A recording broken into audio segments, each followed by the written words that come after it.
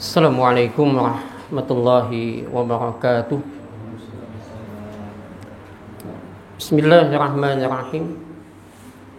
Innal hamdalillah nahmaduhu wa nasta'inuhu wa natubu ilaih wa na'udzu billahi min shururi anfusina wa min sayyiati a'malina. May yahdihillahu fala mudilla lahu wa may yudlil fala hadiyalah. Asyhadu an la ilaha illallah wahdahu la syarika lahu wa asyhadu anna Muhammadan 'abduhu wa rasuluh. Allahumma shalli wa sallim ala nabiyyina Muhammadin wa ala alihi wa ashabihi. Wa qala al-musannif rahimahullahu ta'ala wa nafa'ana bihi wa bi 'ulumihi fid dharain amin. Al-babul 'ashir fi syarhi ratbatil masyikhah. Warada fil khabar an Rasulillah sallallahu alaihi wasallam walladhi nafsi biyadihi la in syi'tum la uqsimanna lakum billahi inna ahabba ibadallahi alladhina yuhibbuna Allah ila ibadihi yuhabbibuna ibadillahi ilallahi wa yamshuna 'alal ardi bin nasihah. Bab yang ke-10 fi syarhi ratbatil masyikhah, itu bab yang mensyarahkan tentang kedudukan seorang syekh atau guru ya. Baik, kita lanjutkan kajian kita pada bulan yang lewat, bahwa pada pertemuan yang lalu kita membicarakan tentang ittakhiz laka mursyidan. Carilah oleh kalian yang bisa membimbing. Maka pada bab ini kita akan membahas tentang sifatul mursyid ila sabilillahi ta'ala, sifat-sifat si pembimbing tadi dalam rangka menuju kepada Allah Ta'ala. Maka diawali dengan tulisan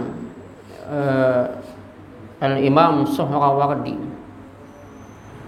Beliau menyebutkan warada fil khabar, atau bisa juga urida, didapatkan atau telah mendapatkan.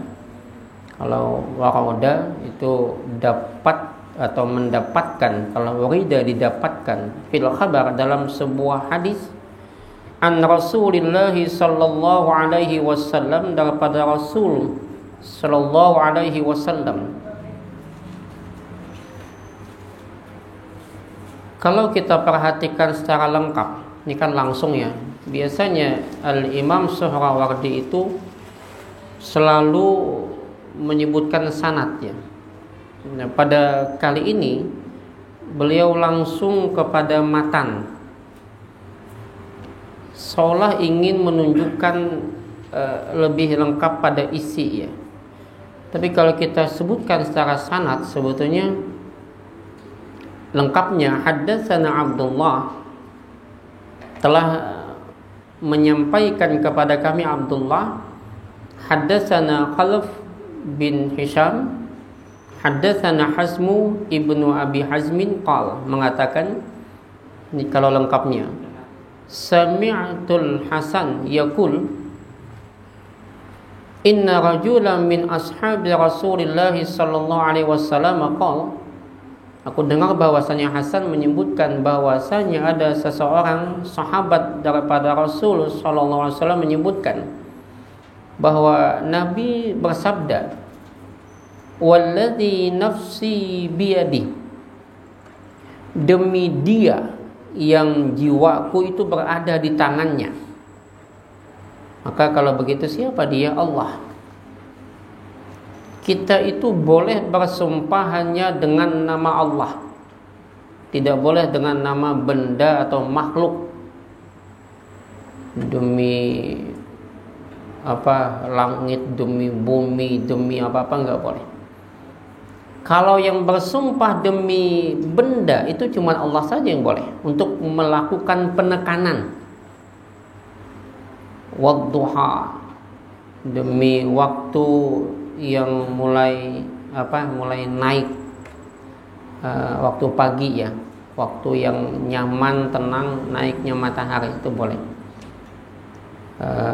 Wal asar, demi waktu asar, atau yang menyebut demi masa. Al asar itu kan waktu yang hampir tenggelam, yang biasa orang menyesal tuh, karena udah mau malam. Maka penekanan asar itu nanti adalah pada persoalan ruginya manusia. Kenapa? Allah ingin supaya kita memperhatikan waktu itu. Nah, kita nggak boleh bersumpah demi sesuatu yang bentuknya benda atau makhluk. Maka kita bersumpah demi Allah. Wallazi nafsi biyadihi, demi dia yang jiwaku ini di tangannya, berarti demi Allah. La in syi'tum la uqsimanna lakum billahi, jikalau kalian menginginkan aku bersumpah untuk kalian dengan nama Allah, maka sungguh kata Nabi, jikalau kalian ingin aku ini bersumpah dengan nama Allah untuk meyakinkan kalian. Inna ahabba ibadallahi allazina yuhabbibunallaha ila ibadih. Sesungguhnya Allah paling mencintai hamba. Ahabba itu yang paling dicintai oleh Allah itu adalah ibadallah, hamba-hamba Allah allazina yuhabbibunallaha ila ibadih, yaitu orang-orang atau mereka yang menginginkan, yang mengharapkan, yang mengusahakan untuk mencintai Allah kepada hambanya. Jadi yuhabbibunallah ila ibadi, menginginkan, mengharapkan kecintaan Allah itu kepada hamba. Jadi dia berharap Allah itu mencintai hamba-hambanya, hamba-hamba yang dekat-dekat ya, yang hamba Allah lah. Wa yuhabbibuna ibadallahi ilallah, dan mengharapkan, menginginkan, mengupayakan supaya hamba-hamba Allah tadi mencintai kepada Allah. Ada hamba yang mengajarkan kepada hamba-hamba lain untuk mencintai Allah, dan dia juga menginginkan Allah mencintai si hamba tadi. Wa yamshuna 'alal ardi bin nasihah, dan dia berjalan di muka bumi dengan nasihah, dengan nasihat. Ada hamba yang Allah cintai, ternyata itu adalah hamba yang selalu mengharapkan, berdoa, memohon kepada Allah supaya Allah mencintai hamba-hamba yang lain. Tidak mengutuk, tidak menyalahkan, tidak membenci, tapi dia ingin Allah mencintai itu hamba. Dan dia juga mengajak pada hamba-hamba tadi supaya mencintai hanya kepada Allah.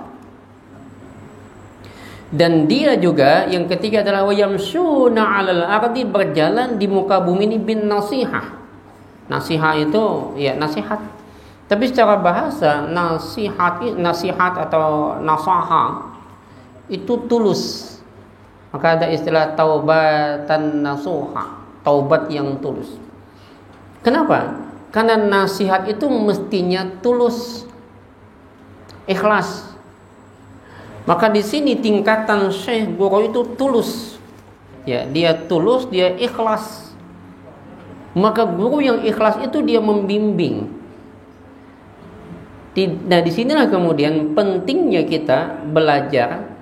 Itu di dalam kitab, beberapa kitab Al-Ghazali menyebutkan penting kita itu belajar, itu berguru, bukan hanya membaca. Kenapa? Karena guru itu membimbing. Karena boleh jadi kita membaca, oh begini-begini, tapi kita nggak paham bagaimana pengaplikasiannya, atau mungkin kita tiba-tiba dengan ini lalu menyalahkan orang lain.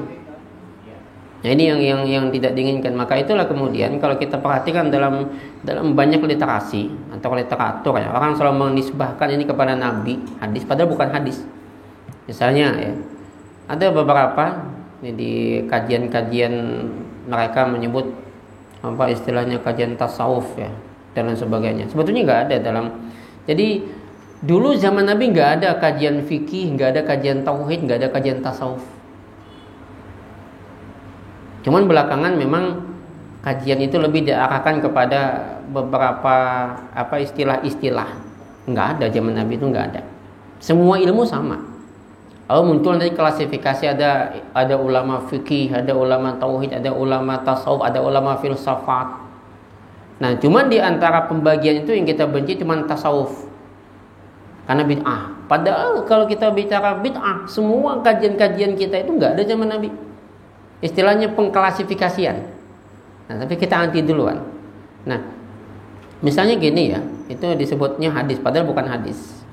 Misalnya ucapan Syekh Abu Yazid Al-Bustami, "Man lam yakul lahu syekhun yurshiduhu," barang siapa yang dia itu man lam yakul lahu, tidak memiliki dia syekh guru yurshiduhu, yang membimbing dia. Jadi yurshiduhu itu membimbing dia. Famursiduhu syaitan, maka yang membimbingnya adalah syaitan. Itu bukan hadis. Itu ucapan Abu Yazid Al-Bustami. Karena dalam pengalaman beliau banyak orang belajar, tapi karena dia tidak ngaji dengan syekh yang mursyid. Ya, ini kita jangan anti dengan itu ya. Apa sih syekh mursyid yang kemarin saya sebutkan? Syekh mursyid itu bukan sekedar hanya ceramah ke hulu ke hilir, mencari banyak jamaah, tidak. Tapi seorang syekh yang mursyid itu layaknya adalah membimbing. Kemarin saya sebutkan bahwa seyogyanya atau sewajarnya, sepantasnya ya, pada bab yang kemarin ittakhid laga mursyidan itu, bahwa seyogyanya yang bagi lisalik, bagi seorang yang berjalan untuk menuju Tuhan, syekhun mursyidun rabbi, dia memiliki guru yang membimbing. Ingat, kita itu hanya mengajar tapi tidak membimbing. Kita itu kebanyakan kajian itu hanya ceramah tapi tidak mengarahkan, membimbing dengan baik. Sehingga murid tadi ketika mendengar ceramah, oh begini-begini, lalu langsung kemudian bila ada yang salah memahami, padahal ada konteks-konteks yang mungkin kita tidak bisa hanya begitu saja paham. Lalu akhirnya sing haramkan. Ya. Ini yang kemudian muncul memandang orang lain itu dengan sinis hanya karena perbedaan paham. Nah, maka yang membimbing sama dengan pola kita itu kan ada istilah dalam sekolah itu istilahnya pendidikan, litarbiyah. Ingat, seorang pendidik itu beda dengan seorang pengajar. Kalau seorang pengajar dia datang kemudian menyampaikan ilmu, selesai pulang. Seorang pendidik dia sekaligus melihat pada dia betul-betul mendidik. Ketika saya diminta ngajar, Pak, udah ngajar biasa. Tapi ketika saya diminta mendidik, ada di antara mahasiswa yang kemudian dia memakai baju agak terbuka pakaiannya. Apa yang saya bilang pertama? Pelajaran pertama, kancing baju sampai tertutup. Itu pendidik. Kalau seorang pengajar udah dia nggak peduli. Nah, itu biasanya terjadi di pesantren, di sekolah. Tapi itu pun kadang-kadang guru datang ke sekolah cuman kasih tugas, habis itu kemana? Keliling dia. Itu bukan pengajar, itu bukan pendidik, cuma ngajar. Makanya hasilnya kualitas murid kita begitu, Pak. ya hasilnya. PR banyak. Itu kebiasaan kalau di Indonesia ini, tugas dan PR itu banyak, dan itu tidak pernah mendidik. Karena yang menyelesaikan PR itu biasa abah mamanya. Ya. Saya punya teman-teman yang sekolah di Amerika itu nggak ada PR, nggak ada tugas. Nah ini yang perlu kita dalamin ya. Mungkin kalau PR tugas ada kapasitas ya, sehingga akhlak itu lebih diutamakan. Makanya kemarin itu, siapa sih guru itu? Yaitu dia yang apa istilahnya, liyukhrijal akhlaqas sayyi'ah, yang menghilangkan kelakuan buruk minhu daripadanya. Saya berulang kali ingin cerita yang kemarin itu sempat saya ambil dulu, sempat saya sampaikan. Ada seorang ibu pakaiannya muslimah sekali, tapi ada melihat gadis remaja pakai kerudung kemudian celananya ketat. Lalu dia tarik itu kerudung si muslimah tadi dengan alasan bahwa nggak pantas dia pakai kerudung karena pakaiannya ketat. Benar memang, tapi pantaskah juga menarik kerudung orang lain? Akhlak. Dia belajar tapi nggak berakhlak. Dia lupa bahwasanya barangkali dulu dia zaman dulu mungkin lebih parah daripada dua gadis ini. Nah inilah yang terjadi pada kasus teman-teman yang awal hijrah. Maka hijrah awal itu biasanya, kata Umar bin Khattab itu begini, orang yang berilmu pertama itu sombong dulu. Ini sombong dulu, wah aku sunnah nih. Oh itu nggak sunnah, sombong dia, ya kan? Awal-awalnya merasa juga yang paling sunnah, itu sombong di situ, di awal-awalnya. Kenapa? Karena dia cuman belajar di situ, dia tidak dididik, dia tidak diarahkan. Padahal kesombongan, kedengkian yang kemarin saya sebutkan, kedengkian itu istilahnya seperti api ya. Kesombongan sama dengan kedengkian tadi, al-hasud bikulli ma yaqulu wa yaf'alu yuqidun nara fi zar'i amalihi. Itu istilahnya kesombongan atau kedengkian atau apapun, baik ucapan dan perbuatan, itu seperti api yang menghanguskan amal kita. Al-hasad yaqulul hasanati kama taqulun narul hatabi. Bahwa hasad, kedengkian itu akan memakan kebaikan sebagaimana api memakan kayu bakaran. Kita mudah sekali marah ya dengan orang yang berbeda paham dengan kita. Nah itu salah satu cara guru tadi. Gimana caranya? Maka yang kemarin saya ambil sedikit lagi. Yang kemarin itu, bahwa dia itu istilahnya ibarat kata itu adalah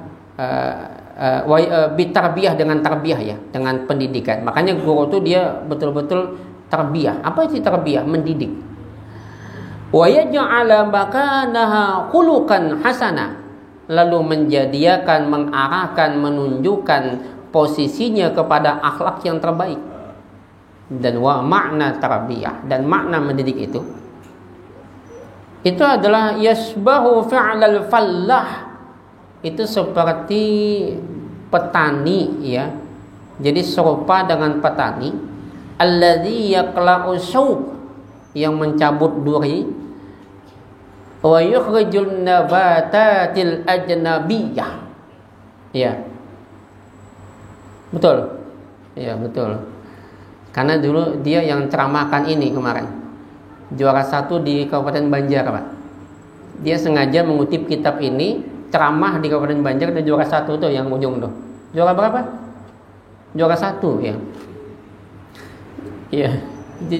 Dia ketawa karena dia melihat saya mengutip ceramahnya dia. Yang ngutip dia apa saya nggak tahu ya.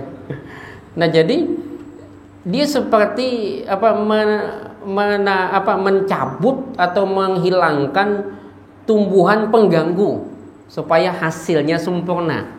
Jadi bukan sekedar hanya ibadahnya bagus, puasanya baik, rajin sholat tahajudnya, tapi dia menghasilkan akhlak yang baik. Ingat, tugas manusia itu dua loh. Wa ma khalaqatul jinna wal insa illa liya'budun. Tidaklah aku jadikan jin dan manusia kecuali untuk menyembah. Hubungan dengan Tuhan. Hablum minallah. Gimana hubungan dengan Tuhan tadi? Ya sholat, ya puasa, ya haji, ya zakat. Tapi di sana juga Allah perintahkan, Allah jadikan kita inni ja'ilun fil ardi khalifah. Jadi khalifatullah. Tugas manusia yang kedua adalah sebagai khalifatullah. Kenapa Allah jadikan? Aku hendak menjadikan di bumi itu khalifah. Posisi khalifah itu gimana? Hablum minan nas. Maka hubungan dengan Allah itu adalah Abdullah, hubungan dengan manusia adalah hablum minan nas, yaitu khalifatullah tadi. Maka percuma kita itu hanya mengedepankan hablum minallah tapi lupa hablum minan nas. Hablum minan nas terlupakan. Nah, disinilah pada waktu yang kemarin saya cerita, ada seorang laki-laki yang berulang-ulang Nabi menyebutkan yatlu'ul ana min hadzal fajr rajulun min ahlil jannah. 3 kali Nabi nyebutin. Akan muncul seorang laki-laki calon penghuni surga. Apa amalan dia? Setelah diselidikin oleh Abdullah bin Umar, beliau menginap di rumah orang tadi, dilihat tiap malam enggak ada tahajud, dilihat pagi enggak ada salat duha, dilihat puasa juga enggak ada. Apa amalan dia? Ternyata tidak ada kedengkian, selalu bersyukur dan tidak ada dendam. Apa kata Abdullah bin Umar? Itulah amalanmu yang istimewa, yang kami barangkali tidak mampu melakukan. Sholat kami bisa, puasa kami bisa, tapi kami nggak bisa begitu. Susah, dihina, marah kita. Nah, disitulah kemudian Umar bin Khattab menyebutkan tahapan yang kedua, seorang yang berilmu itu adalah tawadhu. Di mana? Ketika dia banyak belajar. Kalau kitab kita cuma satu, kalau kita belajar cuma satu, tapi tidak memperbanyak bacaan, tidak memperbanyak pelajaran, tidak memperbanyak baca kitab-kitab lain, yang terjadi apa? Yang terjadi kita itu sombong. Kita akan kaget-kaget. Intinya gini, saya di Muhammadiyah, saya berpegang pada tarjih. Yang saya pegang tarjih. Tetapi ketika ada orang lain yang tidak berpegang pada tarjih, berbeda dengan kita, tapi kita udah banyak bacaan, kita nggak akan kaget dan nggak akan nyalahkan dia. Kenapa? Dia punya dalil, dia punya petunjuk. Karena jalannya adalah ke Tuhan juga. Nah, di sini maksud saya, bacaan yang banyak membuat kita tawadhu. Puncaknya nanti seseorang yang sudah pada tahapan yang ketiga, bahwa ketika dia banyak belajar, dia banyak mengaji, dia banyak berguru, maka pada tahap yang ketiga dia tidak merasa memiliki apa-apa. Itulah tingkat kehambaan. Karena pada saat kita merasa memiliki, maka berat ini. Biasa kalau kita merasa berisi, minta apa? Minta dipuji. Dan kalau orang enggak menghargai, enggak menghormati, biasanya kita marah. Oh, aku kan dokter misalnya. Oh, aku kan kiai. Oh, aku kan syekh misalnya. Nah, itu yang terjadi. Nah, baik, kita lanjut ya. Ternyata apa kemarin itu? Ternyata amalan orang itu adalah amalan batin. Apa amalan batinnya? Tidak dengki, sabar, ikhlas, syukur. Itu amalan batin. Alangkah ruginya kita datang ke rumah Tuhan, tapi sang pemilik rumah gak mau nemuin kita.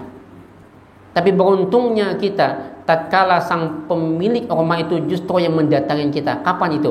Ketika ada orang yang menjerit merintih kelaparan, manusia yang kekurangan, kita datangin, kemudian kita kasihkan dia makan. Ada yang telanjang, nggak punya uang, nggak punya baju, kita kasih dia pakaian. Tuhan pemilik rumah itu akan datang kepada kita. Disitulah konsep-konsep kenapa di dalam sholat berjamaah itu diperintahkan oleh Nabi untuk merapatkan shaf. Kalau tidak masuk, tidak rapat shaf, setan di tengahnya. Setan itu dimanapun bisa masuk, Pak. Apa yang dimasukin dengan setan sana? Kita yang malas ini nggak level, ngapain saya sampukan bahu saya dengan dia? Itu setannya. merasa diri. Maka di dalam salat itu tidak ada lagi kasta, tidak ada lagi jabatan, tidak ada lagi kedudukan. Semua sama. Yang ada hanya imam dan makmum. Nah, baik. Maka kemarin itu sampai di sana. Maka disitulah la budda li salik min syaikhin yurabbihi wa yurshidu ila sabilillahi ta'ala. Maka bagi seorang yang berjalan menuju Tuhan itu, dia harus memiliki guru yang mendidik dia dan membimbing dia. Ingat, kita itu selalu anti loh bahasa mursyid, murabbi. Itu kan ada dalam ajaran tasawuf. Bukan. Itu bahasa Arabnya. Yurshidu yang membimbing. Ya. Yurabbihi yang mendidik artinya. Ini kan selalu dikaitkan dengan tasawuf dan kita kebetulan anti tasawuf. Padahal Ki Haji Ahmad Dahlan orang yang bertasawuf. Buya Hamka orang yang bertasawuf. Dulu Ki Haji Gusti Abdul Muiz juga orang yang bertasawuf. Apa sih tasawuf? Nah, ini yang harus kita perdalam. Jadi saya mencoba menetralisir dulu, jangan anti dulu kita. Karena kalau anti di sana yang terjadi semua diharamkan. Maka yang membimbing, siapa dia? Guru tadi. Membimbing dan memberikan tunjukan. Kenapa? Li'anna Allah Ta'ala arsala lil ibadi rasulan lil irsyad. Anda lihat. Karena Allah Ta'ala itu mengutus seorang hamba, mengutus lil ibad kepada hamba-hamba rasulan, seorang rasul. Kepada hamba diutus Allah seorang rasul. Untuk apa Rasul Allah utus? Lil irsyad, untuk menjadi mursyid, pembimbing. Lil irsyad, untuk membimbing. Yang membimbing namanya mursyid, ya. Nah, Allah mengutus Rasul apa? Lil irsyad, untuk membimbing ila sabilih, ke jalan Tuhan. Maka Rasul itu mursyid. Ya, mursyid bagi kita. Fa idza ta'ala sallallahu alaihi wasallam, maka ketika Rasul itu sudah tidak ada lagi, faqad khalaqal khulafa'a fi makani, maka diganti dengan pengganti pada posisi beliau. Siapa pengganti Rasul? Al ulama warasatul anbiya. Ulama. Hatta yurshidu ila Allah taala, hingga dibimbinglah mereka kepada Allah taala. Nah, lalu kita masuk pada tadi sifat-sifatnya. Tadi saya sebutkan bahwa di hadis yang ini tadi, bahwasanya Rasul bersumpah, jikalau kalian, aku bersumpah demi jiwaku yang ada di tangannya, berarti Allah, dengan nama Allah, jikalau kalian hendak, aku bersumpah kepada kalian demi Allah, bahwasanya ada hamba-hamba yang paling Allah cintai. Siapa dia? Yang pertama, yang mengharapkan Allah mencintai kepada hamba. Dia berdoa, ya Allah cintai si fulan, ya Allah cintai si fulan. Gak ada kebencian, Pak. Susah kan? Gak ada kebencian, gak ada kedengkian. Siapapun dia, mau dia, makanya nanti seorang yang tulus, nasihat yang tulus, kritik pun tulus. Contohnya ya, ada kelompok A, kita ingin mengkritik dia, kritik yang tulus, nggak boleh karena kebencian, tulus, nasihat itu tulus. Nah maka pertama itu. Yang kedua adalah yuhabbibunallaha ila ibadih, dan dia juga mengajarkan mencintai Allah kepada hamba, karena tujuan kita Allah, mengajarkan mencintai Allah kepada hamba. Wa yansuna fil ardi bin nasihah, dan dia berjalan di muka bumi dengan tulus, menasihati itu tulus. Tidak lantaran pengen dihormati, tidak ingin dianggap sebagai ustadz, kiai, ulama, tidak. Tulus betul dia. Nah, baik, kita lanjutkan tadi tentang kriteria atau sifat syekh yang pantas untuk kita jadikan guru tadi kan. Nah ini nih. Wa hadzal ladzi dzakarahu Rasulullah sallallahu alaihi wasallam, dan ini alladzi dzakarahu, hadis ini maksudnya ya, yang menyebutkan hadis itu Rasulullah sallallahu alaihi wasallam, huwa, Dia adalah ratbatul masyikhati wa da'wati ilallahi ta'ala. Itu menyebutkan tentang tingkatan-tingkatan guru dan para da'i kepada Allah Ta'ala. Lianna syekh, karena bahwasanya syekh itu hatinya tulus, yuhabbibullah ila ibadihi hakikatan. Jadi hakikinya seorang guru itu dia menginginkan bahwa Allah cinta kepada hambanya dan hambanya cinta kepada Allah. Dia bukan siapa-siapa. Jadi ketika ada murid kemudian menghormati, sekedar menghormati, tapi cinta utama kepada Allah. Nah di situ posisi yang dimaksudkan oleh Imam Surawardi. Wa yuhabbibu ibadallah ilallah. Nah, maka kemudian wa syaratu syekh, dan syarat seorang syekh, seorang guru tadi, alladzi yasluhu ayyakuna naiban li Rasulillah sallallahu wasallamuhu. Maka syarat seorang guru yang layak, yasluh, saluha, itu lawan daripada jahula.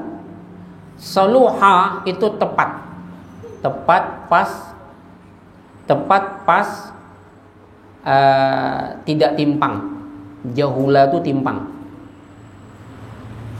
Misalnya gini, kita punya anak itu sejatinya dia ini tepatnya itu masuk sekolahnya di kedokteran. Kita sekolahin dia di teknik, itu nggak soleh. Kesolehan itu apa istilahnya? Ketepatan. Ya, jadi ketepatan itu soleh. Seorang istri yang dia itu disebut istri yang solehah, apakah istri yang banyak mengaji, sholat tahajud, walaupun suaminya ada di rumah? Belum tentu. Itu belum ukuran kesolehan. Tepat enggak? Laki di rumah, kemudian dia kerjaannya habis sholat isya, sholat malam, nanti ngaji, tengah malam dia tahajud, kemudian paginya dia puasa. Lakinya di rumah. Sehingga seorang istri ketika tidak diperkenankan oleh Nabi puasa sunat sementara suaminya di rumah, itu bukan kesolehan. Itu bukan istri yang soleha. Kalau mau disebut silakan perempuan soleha, tapi dia bukan istri yang soleha. Nah, soluha itu pas. Nah di sini seorang guru yang layak, pas, tepat, naiban li Rasulillah salawatullah, untuk menggantikan Rasulullah salawatullah wassalamu alaihi, ayyakuna aliman. Maka yang pertama itu adalah aliman. Dia memiliki pemahaman, dia memiliki pengetahuan, dia memiliki kealiman. Dia alim, dia paham.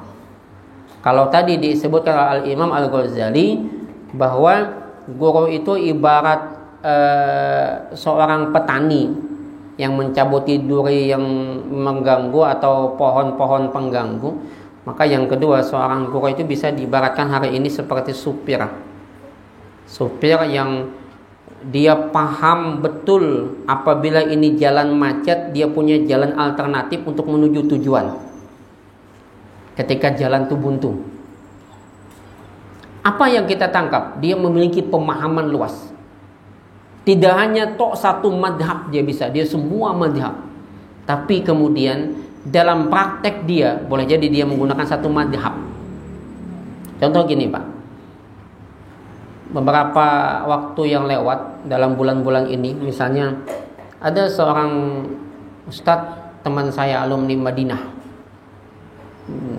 dia baru lulus di Madinah, tapi ustadz, dia ngajar juga di mana?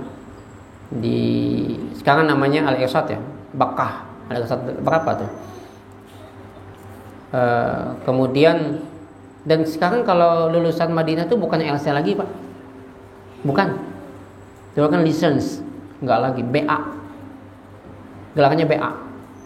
Jadi S1 tapi BA. Coba tanya, yang sejak tahun 2000 berapa? 2000 saya kurang jelas ya, 2020 apa? Jadi kalau ada yang alumni Madinah baru lulus di 2023 kemudian LC, itu nggak benar tuh. Jadi alumni Madinah sekarang BA, Bachelor of Arts, bukan lagi license, bukan lagi. Nah, waktu itu dia menikah dan pernikahannya ditolak oleh pihak pengadilan isbatnya. Alasannya karena yang menikahkan itu adalah anak. Bolehkah menikahkan itu anak, Pak? Anak si janda. Dia nikah sama janda. Dia menikah sama janda. Kemudian ini lagi kalau behigaan kayak gini, Pak. Dia nikah sama janda. Maka yang menikahkan anak, boleh enggak? Kasusnya Nabi menikah dengan Ummu Salamah yang menikahkan anaknya. Di dalam mazhab Hambali Hanabilah sah, Pak. Tapi sekarang antum berada di Indonesia, maka di Indonesia tidak dianggap, tidak diakui, maka dianggap tidak sah. Tapi kan Ustadz, saya bilang gini, kalau antum tidak terima dengan putusan pengadilan, antum bisa melakukan kasasi, tapi di Mahkamah Agung repot. Jadi gimana Ustadz? Udah nikah aja di sini. Beliau nanya lagi, siapa yang nikahkan? Saya bilang karena kita Syafi'iyah, pertimbangan hukumnya kan banyak juga ya. Maka saya tidak mengatakan dia salah, dia benar secara hukum, dia sah, Pak. Nah, tetapi kemudian saya bilang yang nikahkan nanti adalah dingsanak. Tapi Ustadz, dingsanaknya kada sembahyang. Bolehkah wali yang menikahkan yang sementara walinya nggak sholat? Dia takut juga jangan-jangan nanti keluar dari Islam, karena salah satu bukti kemusliman seorang adalah sholat. Kalau dia tidak sholat maka pokok kafir, akan kafir, kan gitu ya. Saya bilang dia masih bersyahadat nggak? Masih bersyahadat. Ya udah, dia masih muslim, nikahkan dia. Karena wali nggak diwajibkan, nggak ada istilah syarat mutlak tuh tidak fasik kecuali saksi. Saksi itu harus tidak fasik. Makanya kalau saksi jangan asal pilih. Nah itu. Singkat kisah, pernikahan hari Sabtu. Teman-teman alumni ini banyak ya. Rata-rata kan kalau alumni Madinah itu banyak yang pakai jenggot ya. Dan itu saya akui memang benar kan, ya. Tapi juga yang tidak pakai jenggot jangan disalahkan gitu aja. Kita harus paham apa sih maknanya gitu ya. Lalu saya bilang gini aja antum ikutin tradisi kita bewali. Kalau mereka nggak ada istilah bewali, Pak. Coba kalau Habib-Habib itu pernikahan, nggak ada istilah bewali, langsung aja bewakil. Kenapa? Karena istilah bewali itu dalam bahasa hadis itu gini, istilahnya istajanah beizin. Siapa yang minta izin? Si bapak. Atau siapa yang minta izin? Kalau dia adalah si janda, berarti si janda minta izin. Kalau dia gadis yang minta izin siapa? Si bapak. Nah, sekarang si perempuannya udah siap, udah nyata, udah siap nggak berdandan, berarti hakun. Maka langsung dinikahkan. Nah, kemarin saya bilang udah berizin aja dah. Jadi prosesi adat kita laksanakan. Dia setuju, dia ngikutin. Karena saya berikan penjelasan supaya dia paham. Dan alhamdulillah dia karena memang posisinya dia akan berilmu tapi tawadhu, ya. Nah, tapi kemudian besoknya saya dibernikan di Masjid At-Tanwir, Pak. At-Tanwir itu di masjid kita di Sultan Adam. Jadwal jam 8, tapi perempuannya datang lambat. Setengah jam lebih belum datang-datang. Maka dalam tradisi kita harus istilah berizin atau bewali. Ya. Kalau saya menunggu si perempuan, di mana bibinya lagi berdandan, menunggu di hotel misalnya atau di mana menunggu lagi berdandan, di belakang saya nunggu. Udah saya bilang gak usah lah yang adat nang nikahkan ulun, langsung aja pian nikahkan. Tapi nang bapak anu aja Ustadz, ulun bewakil aja. Udah bewakil. Kalau saya menghadangi si bebiniannya, jam berapa lagi pernikahan? Buntu jalan. Maka ketika kita memiliki jalan buntu, ada jalan lain. Tentu tidak menyalahi. Nah, disitulah seorang guru itu dia mestinya kan ilmu Tuhan itu luas. Maka kalau ada jalan buntu, kemarin di Sekumpul itu jalan tuh macet Pak. Yang hari Sabtu itu saya masih ingat.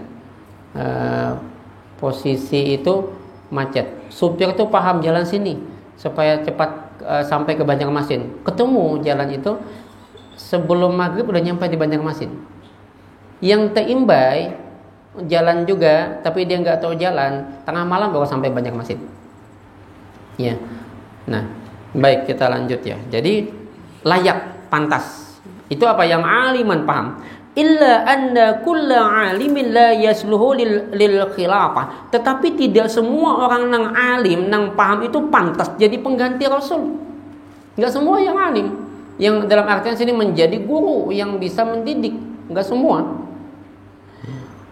Wa inni ubayyinu laka ba'da alamatihi ala sabilil ijmal hatta la yadda'iya kullu ahadin annahum rasyidun. Nah, dan sungguh wa ini ubayyinu laka, aku ingin jelaskan kepada kau ba'da alamatihi, sebagian daripada tanda-tandanya, ala sabilil ijmal, walaupun pada hal jalan yang umumnya saja, yang umum-umumnya saja, hatta sehingga la yudda'iya kullu ahadin annahum rasyidun, tidak semua orang bisa disebut sebagai pembimbing. Tidak semua. Penceramah tuh belum tentu dia pembimbing. Makanya saya selalu bilang begini Pak ya. Saya sampai sekarang masih punya cita-cita ingin bangun pesantren. Maka biasanya seorang yang membangun pesantren itu kalau bisa jangan ke hulu ke hilir, dia betul betungganah. Itu pembimbing betul. Nah, kemudian fanaqulu may yu'ridu an hubbid dunya wa hubbil jah. Maka kami ingin sampaikan bahwa syarat selain alim tadi adalah may yu'ridu an hubbid dunya wa hubbil jah. Orang yang berpaling daripada cinta dunia dan cinta kedudukan. Ingat loh. Bedakan cinta dunia dan cinta kedudukan itu dengan penampilan. Karena Hasan Al-Basri itu kalau berpenampilan itu begitu luar biasa. Kendaraannya kuda yang paling bagus, sehingga ada temannya bilang kau belum jadi orang yang mursyid karena pakaianmu tuh lihat mewah, kendaraanmu mewah. Kalau istilahnya Alphard, mestinya kau kendaraanmu paling ya biasa-biasa. Apa kata Hasan Al-Basri? Ketasawufanmu, kemursidanmu itu hanya pada pakaian, bukan pada hatimu. Karena boleh jadi kita berpakaian bagus, rapi, pakai jas, pakai kendaraan Alfa, tapi hati itu tidak sombong, tetap sederhana. Itulah kezuhudan sebenarnya. Nah, jadi saya habisin dulu. Jadi guru itu syarat pertama adalah dia tidak cinta dunia, tidak cinta kedudukan. Kemudian waqattaba asyaikhan basiran tasalsalu mutabi'atuhu ila sayyidil mursalin, dia tersambung guru tadi kepada Rasulullah, wa kana muhsinan riyadatan, dan dia itu berusaha sebaik-baiknya melatih nafsihi, jiwanya, dengan mingkillatil akal, sedikit makan, wal qaul, sedikit bicara, wa naum, sedikit tidur, wa kathratis sholawat, memperbanyak sholawat, was sadaqah, dan sadaqah, was saum, dan memperbanyak puasa. Ini dulu Pak bagian pertama yang mungkin kita pahami kriteria seorang guru yang membimbing atau yang mendidik. Saya kira sampai di sini kita tutup dengan doa kafaratul majlis. Subhanakallahumma bihamdika asyhadu an la ilaha illa anta astaghfiruka wa atubu ilaik. Hasbunallahu wa ni'mal wakil. Assalamualaikum warahmatullahi wabarakatuh.